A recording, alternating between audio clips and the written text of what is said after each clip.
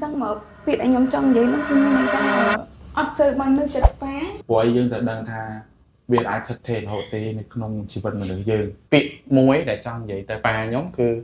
việc tham bạch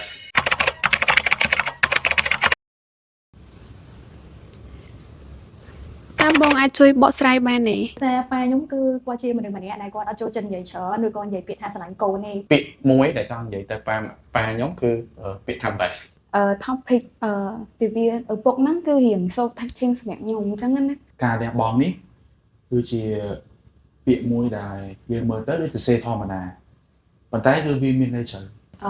ថ្ងៃនេះគ្រាន់តែមានជាពាក្យជូនពរឯង ប៉ុន្តែជាក់ស្ដែងសកម្មភាពហើយនឹងទង្វើដែលគាត់ធ្វើមកចំពោះកូនគឺបង្ហាញនៅក្តីស្រឡាញ់ក៏ដូចជាការយកចិត្តទុកដាក់ចំពោះកូន អូខេ invest សម្រាប់ប៉ាខ្ញុំគឺគាត់ brand គាត់ក្លាហានហើយគាត់គឺជា extraordinary ដែលយើងហៅថាគឺអស្ចារ្យសម្រាប់ខ្ញុំ អញ្ចឹងមកពាក្យដែលខ្ញុំចង់និយាយហ្នឹងគឺមានន័យថាអត់សូវបាននៅចិត្តប៉ារាល់ថ្ងៃគឺដោយសារស្ថានភាពគឺយើងអត់អាចនៅមួយគ្នានៅចិត្តគ្នាមួយថ្ងៃ ទីមួយគឺគាត់លះបង់ខ្លួនឯងដែលគាត់មិនអាចធ្វើអ្វី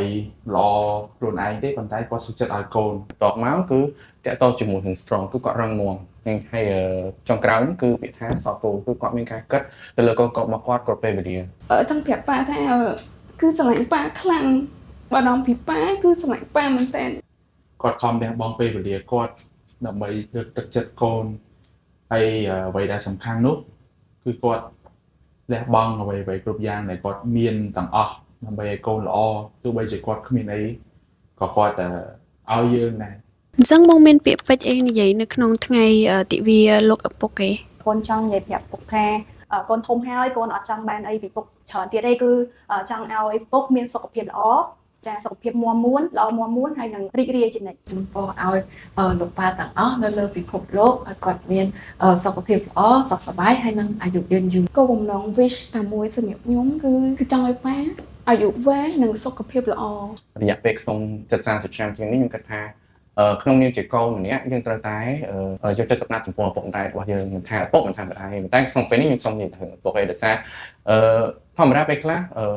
យើងអត់សូវមានពេលទំនេរពេលរវល់ពីការងារឬមួយអីចឹងយើងអត់សូវបានមានពេលទំនេរសម្រាប់ពួកគាត់អញ្ចឹងព្យាយាមspare your time to ពួកគាត់ដើម្បីពួកយើងត្រូវដឹងថាគាត់ចាស់ហើយអញ្ចឹងពេលវេលាដែលល្អៗជាមួយពួកគាត់ក៏វាមិនសូវមានច្រើនដែរអញ្ចឹងព្យាយាមផ្ដល់ពេលវេលាពួកគាត់បានអ្នកដែលមានឪពុកនៅចិត្តព្យាយាមនៅជាមួយគាត់ហើយទី2ទៀតព្យាយាមសងគុណគាត់អ្វីដែលយើងអាចធ្វើបានព្រោះឲ្យយើងត្រូវដឹងថាវាអាចថិតថេររហូតទេនៅក្នុងជីវិតមនុស្សយើងរីករាយទិវាលោកឪពុក